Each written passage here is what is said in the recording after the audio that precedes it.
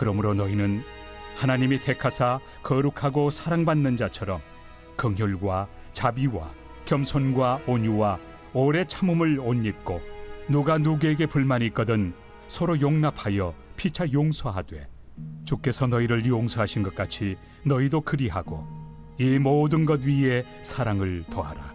이는 온전하게 매는 띠니라. 그리스도의 평강이 너희 마음을 주장하게 하라. 너희는 평강을 위하여 한 몸으로 부르심을 받았나니 너희는 또한 감사하는 자가 되라. 그리스도의 말씀이 너희 속에 풍성히 거하여 모든 지혜로 피차 가르치며 권면하고 시와 찬송과 신령한 노래를 부르며 감사하는 마음으로 하나님을 찬양하고 또 무엇을 하든지 말에나 일에나 다 주 예수의 이름으로 하고 그를 힘입어 하나님 아버지께 감사하라. 네, 할렐루야. 이 거룩한 주일 주님 앞에 나오신 여러분들, 성부, 성자, 성령님의 주시는 은혜와 기쁨이 충만하시기를 주님의 이름으로 축원합니다. 우리 잠시 기도하겠습니다. 은혜로우신 하나님 아버지 감사합니다. 우리 귀하고 은혜로운 찬양으로 저의 마음을 열어주시니 감사드립니다. 우리 말씀 앞에 섰을 때에 주님 이 설교자의 그 입술과 모든 행실을 주장하여 주셔서 귀한 말씀 나누며 주의 영광만이 드러나게 하여 주옵소서. 예수 그리스도의 이름으로 기도합니다. 아멘. 우리가 신앙생활을 하다 보면 누구나 슬럼프와 같은 이 침체기를 경험하게 됩니다. 침체기에 들어가는 이유가 여러 가지가 있겠지만 보통 사람에게 상처받는 경우가 가장 많을 것입니다. 저와 같이 목회자에게 상처를 받거나 또는 이 교회 안에 이 중직자들에게 상처를 받는 경우도 있죠. 결국 이 교회 안에 그 인간관계 때문에 많은 상처를 받게 됩니다. 또 이런 분들 중에서는 신앙이 오래되신 분들은 스스로 이렇게 극복을 잘 해내는 분들도 있어요. 그러니까 잠깐 교회를 좀 쉰다든지 또 어쩔 때 교회를 좀 옮긴다든지 어쨌든 이걸 잘 극복해낸 분들이 있습니다. 그래도 이거는 보이는 상처예요. 스스로 진단할 수 있는 슬럼프이기도 합니다. 근데 좀 진단하기 힘든 슬럼프들이 있습니다. 교회를 오랫동안 다니고 기도도 열심히 하는 것 같고 성경도 좀 열심히 보고 있는데 도무지 뭔가 채워지지가 않는 겁니다. 항상 교회에 왔다 갔다 하면 좋긴 한데 뭔가 좀 허전한 것이 있는 것이에요. 그 허전함을 채울 길이 없습니다. 그러다 보니까 좀 다른 곳을 좀 기웃기웃하게 됩니다. 혹시 내가 이 성경 공부가 좀 필요한가? 또 신앙 좀 부흥회가 필요한가? 그래서 좀 유튜브를 열심히 듣기도 하고 또 유명한 그 집회에 좀 참석도 해보기도 합니다. 그러니까 이리저리 찾아다니다 보니까 좀 그럴듯한 이 성경 공부에 좀 미혹되어 가지고 그 이단에 이게 빠지기도 하는 것이죠.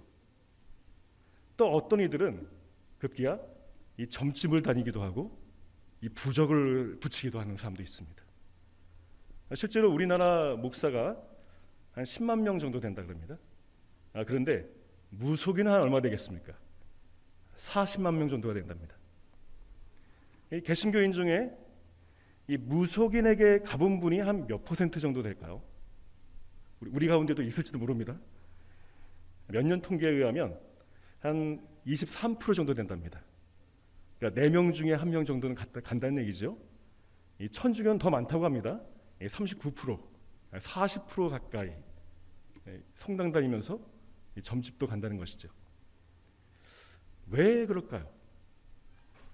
예수님만으로는 뭔가 부족하다고 느끼는 것입니다. 그 허전함을 달랠 길이 없어가지고 다른 미신에 의존하고 싶은 것이지요.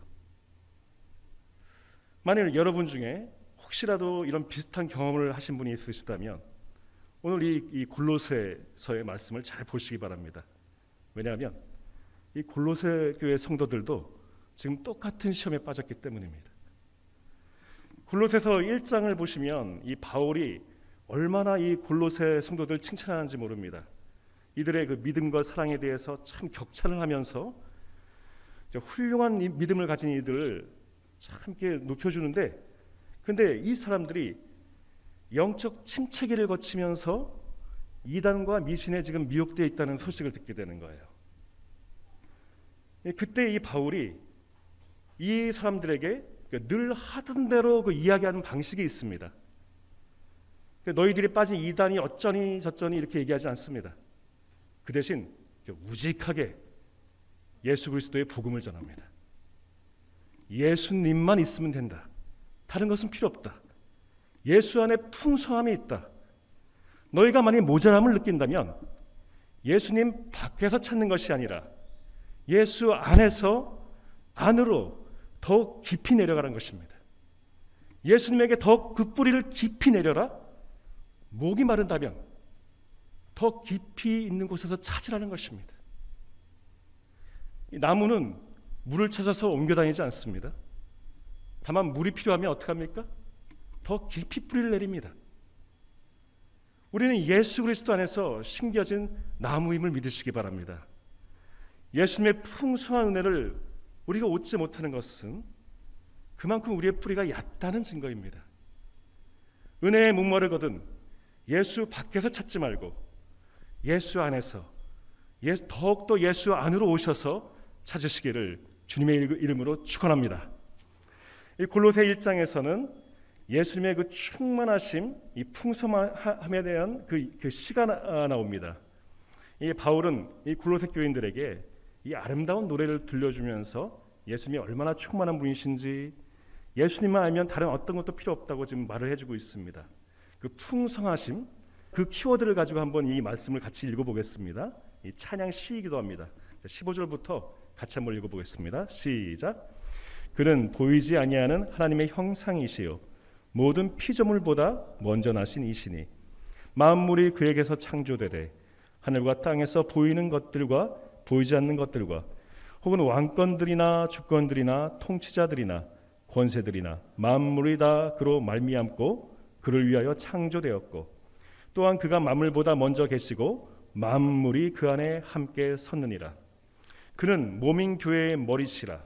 그가 근본이시요 죽은 자들 가운데서 먼저 나신 이시니 이는 친히 만물의 으뜸이 되려 하심이요 아버지께서는 모든 충만으로 예수 안에 거하게 하시고 그의 십자가의 피로 화평을 이루사 만물 곧 땅에 있는 것들이나 하늘에 있는 것들이 그로 말미암아 자기와 화목하게 되기를 기뻐하심이라. 아멘.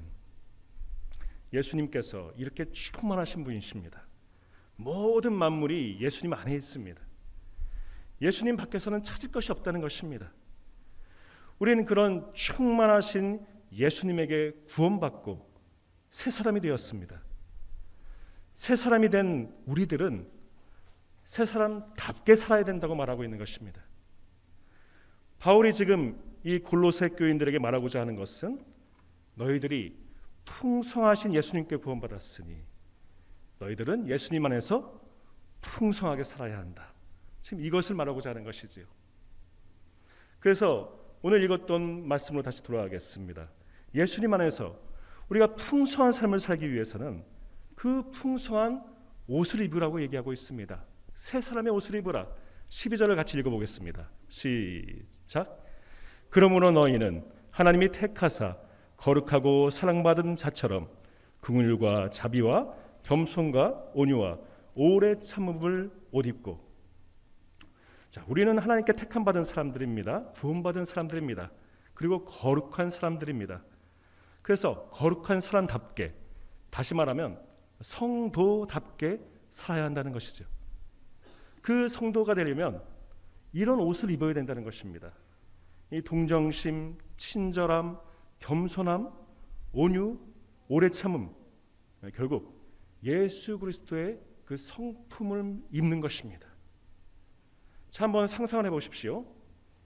매일에 우리가 쓰는 언어가 우리의 옷이 된다는 한번 상상을 한번 해보십시오. 남을 욕하는 거 좀 즐거우시죠? 재밌잖아요. 자, 근데 막 남을 헐뜯는데, 자, 그런 것들이 다 내 옷이 된다고 한번 생각을 해보는 겁니다. 이게 사실 성경 말씀이 나오는 얘기입니다. 시편 109편 19절에 이런 말씀이 나옵니다. 그 저주가 그를 둘러싼 옷처럼 되게 하시고 그의 허리에 영원히 채워져 있는 혁대같이 되게 하소서. 자, 이 말씀대로 그 거짓과 비방의 말들이 내 입에서 나왔다가 내 몸에 붙어 있습니다. 내 옷이 됩니다. 여러분의 옷은 어떤 옷이겠습니까? 한번 또 상상을 해보십시오. 자, 그 옷을 하루가 끝나면 옷장에 걸어놓습니다. 또 다음 날엔 또 새 옷을 입겠죠. 자, 그렇게 매일같이 여러분들 옷이 쌓여나가서 이 옷장이 하나 생길 것입니다. 큰 옷장. 자, 그 옷장에 제목을 붙이면 어떤 제목이 붙겠습니까? 그게 바로 여러분 인생의 제목이 됩니다. 어떤 사람들은 그 옷장 이름이 험담, 어떤 사람들은 거짓말, 또 어떤 사람들은 슬픔, 또 원망, 외로움. 자, 이러한 제목도 있을 수 있겠습니다. 어쩌면 우리의 삶의 제목을 붙인다면 슬픔이라는 제목으로, 외로운 이름이라는 제목으로, 원한이라는 제목, 수많은 어떤 부정적인 언어의 지배를 받으며 그걸 삶의 제목으로 삼고 있는 사람들도 많다는 것입니다. 이렇게 살면 안 된다는 걸 알면서도 끊임없이 이러한 생각을 우리가 떨쳐버릴 수가 없습니다. 이러한 부정적인 생각에서 벗어나는 유일한 길이 바로 무엇이다? 바로 예수 그리스도라는 것입니다. 부정적인 것, 부정적인 사람, 문제 이런 것을 묵상하지 말고 오직 예수님을 묵상하라고 합니다. 어쩌면 문제가 생기면 우리는 그 문제가 더 많이 생각나지요. 그 문제에 사로잡히게 됩니다. 예수님이 생각나지가 않습니다. 하지만 그걸 생각나게 두지 말라는 것입니다. 예수님을 더 생각하라는 것입니다. 문제보다 더 크신 주님을 생각하라는 것입니다. 사람은 사랑하면 닮는다는 말이 있죠. 심리학에서는 그걸 미러링이라고 이야기합니다. 우리가 이 사귀고 결혼하는 사람들 보면 외모는 이 정반대인 사람들이 많습니다. 보통 자신이 갖고 있지 않은 것에 매력을 느끼기 때문이죠. 이 눈이 작은 사람은 눈이 큰 사람을 만나고 싶고, 이 코가 좀 높은 사람은 코가 좀 낮은 사람을 만나기도 합니다.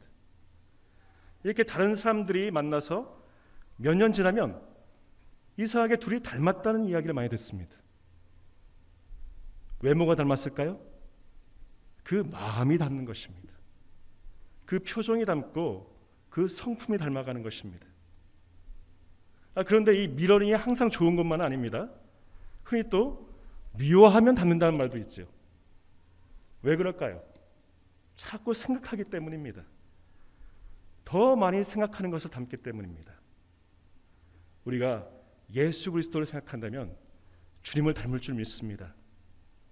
우리가 우리 자신을 주님의 말씀에 노출시킨다면 우리의 생각과 영혼은 어느덧 주님의 생각과 그 주님의 감정을 닮아갈 수 있다는 것입니다.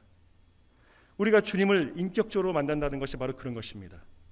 예수님께서는 말씀으로 이 땅에 오셨습니다. 우리 언어 가운데 오셨습니다. 우리가 말씀을 통해서 주님을 알아가고 주님을 닮아가게 된다면 주님은 우리의 삶 가운데 들어오시게 될 것입니다. 주님은 우리의 성품을 바꾸시고 우리의 인생도 바꾸실 것입니다.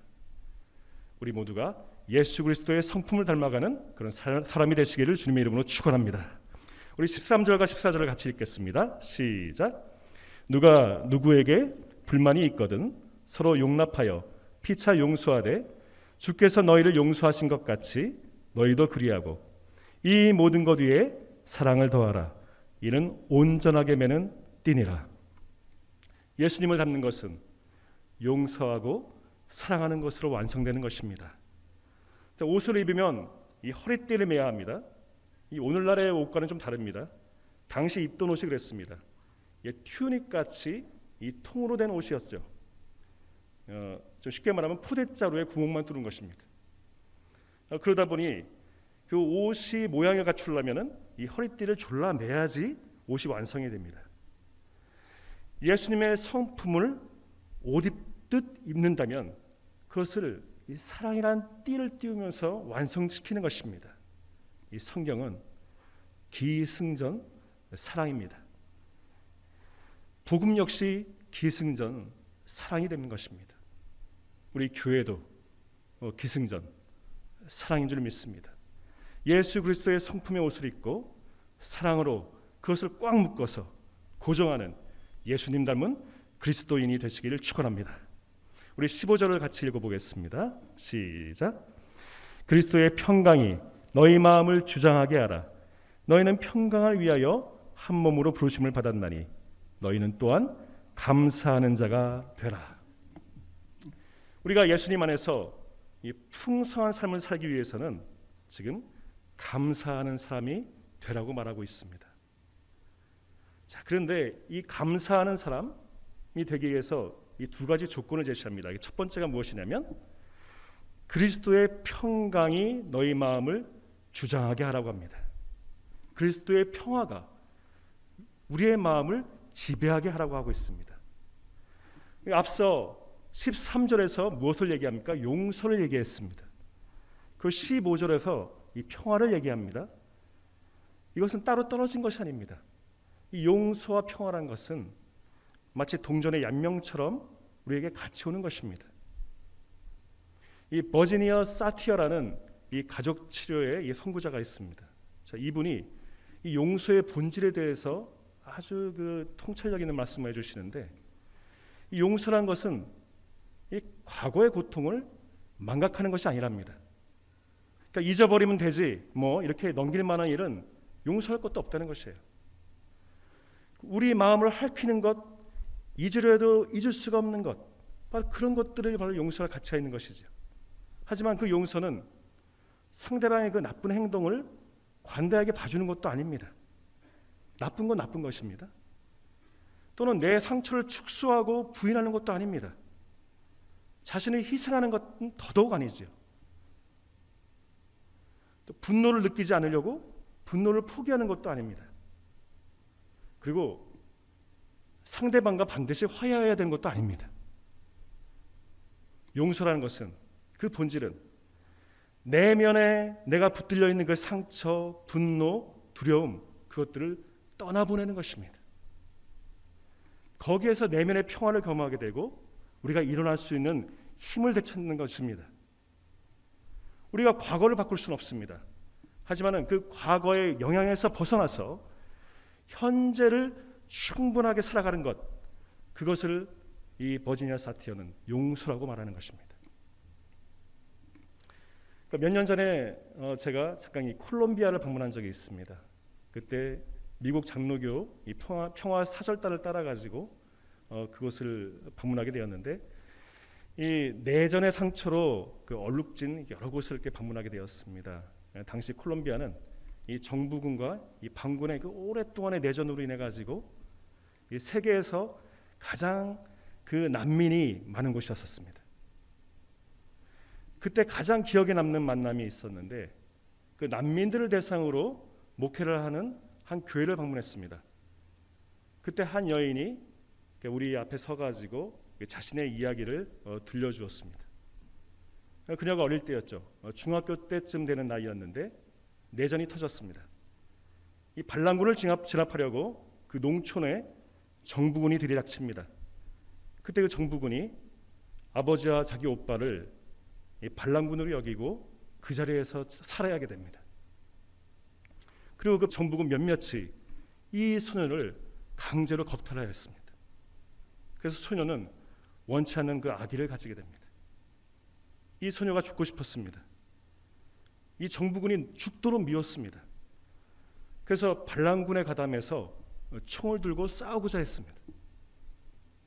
그때 이 남은 가족들이 말립니다. 그리고 지금 살고 있는 난민촌으로 이주를 하고 거기에서 신앙생활을 하면서 누가 아빠인지 모를 이 딸을 낳게 되죠. 이 어린 엄마이지만 이 아빠도 없고 할아버지도 없고 그 주변에 그를 돌봐줄 남자가 없는 이 딸에게 지극한 사랑을 줍니다. 그리고 이 딸을 요조 숙녀로 키워냅니다. 그리고 그 딸은 멋진 청년을 만나서 사랑을 하고 결혼을 하게 되었습니다. 그리고 손주 또한 부르게 되지요. 그 소녀는 이제 할머니가 되어가지고 그 손주를 안은 채 눈물을 흘리며 우리 앞에서 자신의 말을 이어갔던 것입니다. 이 여인은 자기 과거의 그 사건을 잊지도 무시하지도, 그리고 그 사람들의 악행에 대해서 관대하게 넘어간 것도 아니었습니다. 하지만 그 여인은 자신의 과거에 또는 복수에 얽매이지 않았습니다.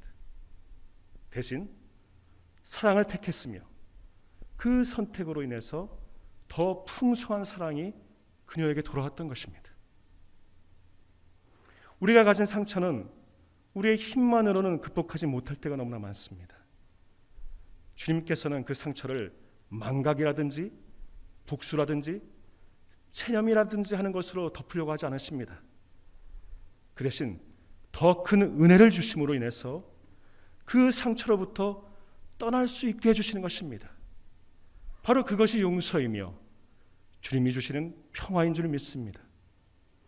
우리의 마음은 늘 갈등과 다툼이 있고 불안과 근심이 우리의 마음을 덮고 있을 것입니다. 예수님을 만나고 예수님이 우리 마음의 주인이 되신다면 세상이 주지 못하는 그 평안이 우리 마음에 깃들게 될 것입니다. 죄가 우리 마음에서 뽑혀나가게 되고 마음의 불안과 근심 또한 사라지게 될 것입니다.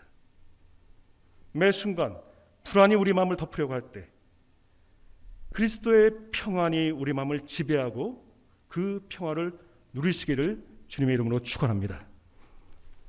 두 번째로 우리에게 이 충만하고 감사하는 삶이기 위해서 하나님께서는 우리에게 공동체를 허락하셨습니다. 15절을 다시 한번 읽어보겠습니다. 시작. 그리스도의 평강이 너희 마음을 주장하게 하라. 너희는 평강을 위하여 한 몸으로 부르심을 받았나니 너희는 또한 감사하는 자가 되라. 이 평화를 누리도록 여러분은 부르심을 받아서 한 몸이 되었다고 말하고 있습니다. 그리스도의 평화를 위해서 교회가 있다는 것입니다. 우리가 좋은 교회, 이 좋은 공동체 안에 속해 있다면 이 공동체를 통해서 우리가 평화를 경험할 수 있다는 것. 우리가 속해 있는 이 기관과 어쩌면 구역, 어쩌면 여러분들이 같이 일하고 있는 이 사역 팀들을 통해서 늘 격려의 말을 듣고 긍정의 힘을 얻을 수 있다면 이러한 공동체가 우리에게 감사를 회복시키는 축복의 통로가 된다는 것입니다. 오늘 읽은 이 본문인 이 골로새서는 이 바울이 로마에 압송되어서 수감 중인 상태에서 쓴 서신입니다. 이 옥중에서 쓴 서신임에도 불구하고 골로새서는 감사의 서신이라고 할 정도로 감사가 넘쳐나고 있습니다. 그 비결이 무엇인지 이렇게 얘기합니다. 우리 16절과 17절 쭉 읽어보겠습니다. 시작. 그리스도의 말씀이 너희 속에 풍성히 거하여 모든 지혜로 피차 가르치고 권면하고 피와 찬송과 신령한 노래를 부르며 감사하는 마음으로 하나님을 찬양하고 또 무엇을 하든지 말에나 일에나 다 주 예수의 이름으로 하고 그를 힘입어 하나님 아버지께 감사하라. 아멘. 그리스도의 말씀이 그 안에 풍성했기 때문입니다. 골로새라는 도시는 이 동서교통의 요충지였습니다. 그래서 무역업으로 번성했던 도시였습니다. 이 교통의 중심지이다 보니까 그 토착민인 이 부르기아인 그리고 멀리서 헬라인이 오고 또 유대인들도 이주를 했습니다. 여러 민족이 뒤섞여 있는 그런 곳이었죠. 이방의 종교와 가르침이 많은 곳이었습니다. 이 골로새라는 이름이 이 콜로서스, 거대하다는 뜻에서 왔습니다. 더 큰 것, 더 거대한 것, 많은 것을 추구하는 인간의 욕망이 드러난 도시였었던 것이죠. 많은 사람들이 자기 안에 커다랗게 자리 잡은 욕망을 위해서 모든 수단과 방법을 가리지 않고 살아갑니다. 그런데 그러한 욕망은 채울 길이 없습니다. 그 만족할 수 없는 그 욕망이 자리 잡았을 때에 감사는 나타나지 않습니다. 욕망의 도시가, 욕망의 논리가 지배하고 있는 그 도시 콜로서스에서 바울은 말씀의 사람이 되라고 말합니다. 세상의 욕망이 아닌 말씀이 우리 안에 풍성하게 될 때 세상이 줄 수 없는 충만함이 있다고 말하고 있습니다.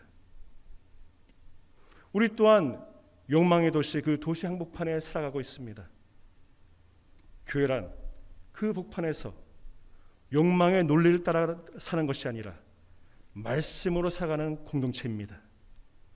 도시의 중심에서 그 중심에 서기 위해서 욕망을 쫓는 사람들이 서로 빼앗고 짓밟고 다투고 비방합니다. 감사가 없고 기쁨이 없습니다. 하지만 교회는 중심에 서기 위해서 싸우는 것이 아닙니다. 영원한 것을 위해서 썩어질 것을 주고 포기할 수 있는 공동체인 것입니다. 주류가 아닌 주변으로 갈지라도 말씀을 선택하는 것이 교회입니다. 욕망을 포기한 자리에서 주님의 생명의 말씀이 번성하기 때문입니다. 예수 그리스도의 말씀이 우리 안에서 풍성하게 될 때 생명의 말씀으로 인해서 감사가 회복되며 찬양이 우리 안에 가득하게 되는 것을 믿으시기 바랍니다.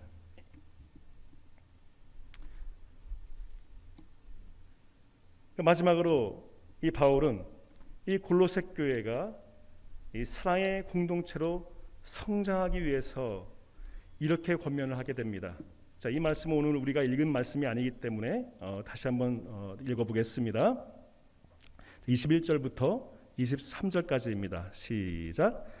전에 악한 행실로 멀리 떠나 마음으로 원수가 되었던 너희를 이제는 그의 육체의 죽음으로 말미암아 화목하게 하사 너희를 거룩하고 흠없고 책망할 것이 없는 자로 그 앞에 세우고자 하셨으니 만일 너희가 믿음에 거하고 터 위에 굳게 서서 너희 들은 바 복음의 소망에서 흔들리지 아니하면 그리하리라.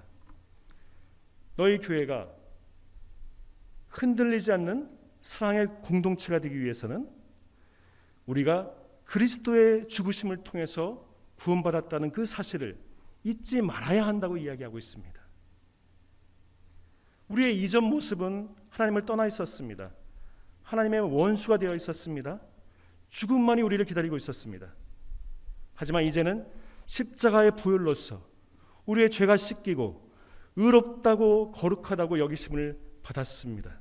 그리고 우리에겐 영생의 축복, 그 약속을 받게 되었습니다.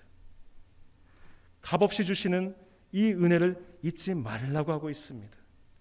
성도 한 명 한 명이 하나님이 주신 그 은혜의 그 감사를 간직하면서 살면 그 교회는, 그 가정은 사랑으로 하나 되는 공동체가 될 것입니다.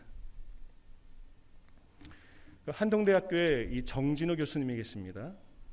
이분이 캐나다의 라르시 공동체를 방문하였습니다. 이 라르시 공동체는 이제 헨리 나우엔이 은퇴하고서 이 장애인들을 섬기는 공동체였었죠. 거기를 방문하고 나서 그때 경험했던 이야기를 치유의 꿈 루카스라는 이야기라는 책으로 엮어냅니다. 2001년에 이 발달 장애인 공동체였죠. 이 라르시를 방문해 가지고 한 장애인 부부에 대한 이야기를 듣습니다. 이 부부가 장애인임에도 불구하고 너무나 사랑해서 결혼하고 아기를 낳기로 결심합니다. 근데 두 번의 유산을 겪습니다. 세 번째 임신하게 되었을 때에 너무나 이제 기뻤는데 의사로부터 이 청천벽력과 같은 소식을 듣게 되죠. 아이가 기형이고 이 두개골이 제대로 형성이 되지 않아 가지고 뇌가 밖으로 빠져나왔다는 것입니다. 그 뇌망류라는 진단을 받게 되죠. 이 아기가 자가 호흡이 불가능하기 때문에 태어나자마자 죽을 거라는 것입니다.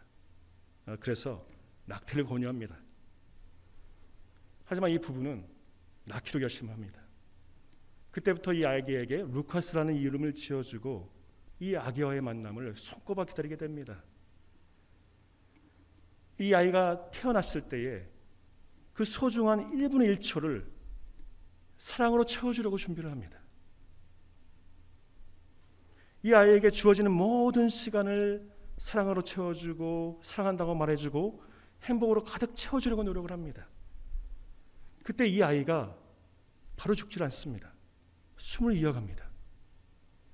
낳자마자 죽어야 되는 이 아이였는데 점점 살아나더니 하루를 보내고 이틀을 보냅니다. 그러면서 15분밖에 살지 못하겠다는 그 의사의 예상과는 달리 기적처럼 17일 동안을 생을 이어갑니다. 이 하루하루 사랑으로 채워집니다. 세례를 주고 매일같이 공동체에 모여가지고 이 아이의 생일을 축하해 줍니다. 그 모든 시간이 사랑으로 채워질 때에 기적이 일어났던 것입니다. 죽음이 생명으로 바뀌었던 것입니다. 그때 이 이야기를 들은 이 교수님이 이 하나님의 음성을 듣습니다. 네가 바로 루카스다. 우리는 모두 루카스라는 것입니다. 하나님 앞에서는 모두 곧 죽을 수밖에 없는 치명적인 장애인일 수밖에 없습니다. 우리는 모두 죽을 수밖에 없는 사람들이었던 것입니다. 하지만 하나님께서는 우리를 포기하지 않으셨습니다. 끝까지 우리를 붙들어 주시고 사랑하셔서 우리에게 생명을 허락하여 주신 것입니다. 사랑하는 여러분, 서로 위로하여 주시기 바랍니다. 서로 사랑하여 주시기 바랍니다. 안아주시기 바랍니다. 우리는 모두 죽을 수밖에 없는 사람들이었습니다. 버려지는 생명이었습니다. 예수님의 사랑이 없었다면 오늘 우리는 이 자리에 있을 수 없었습니다. 죽어가는 우리를 위해서 주님께서는 못자국난 손으로 우리를 안아주셨기에 우리는 새로운 생명을 얻은 줄 믿으시기 바랍니다. 그 사랑을 잊지 마시기 바랍니다. 그 사랑을 기억하면서 서로를 감싸주시기 바랍니다. 우리가 그리스도의 사랑으로 서로를 덮어줄 때에 우리 교회는 사랑의 공동체가 될 줄 믿습니다. 감사의 공동체가 될 줄 믿습니다.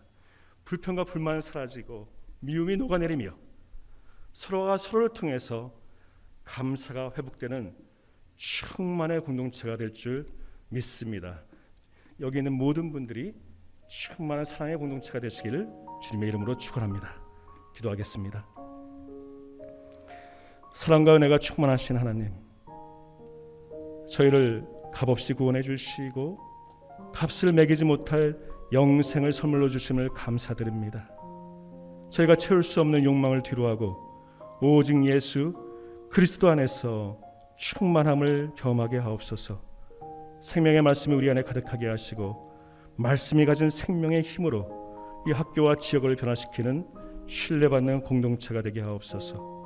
아름다운 관계 속에서 향기로운 열매가 맺어지게 하시고 힘들고 지친 영혼들이 이곳에 와서 위로받고 평안을 경험하는 주님의 샬롬의 공동체가 되게 하여 주시옵소서. 예수 그리스도의 이름으로 기도합니다. 아멘.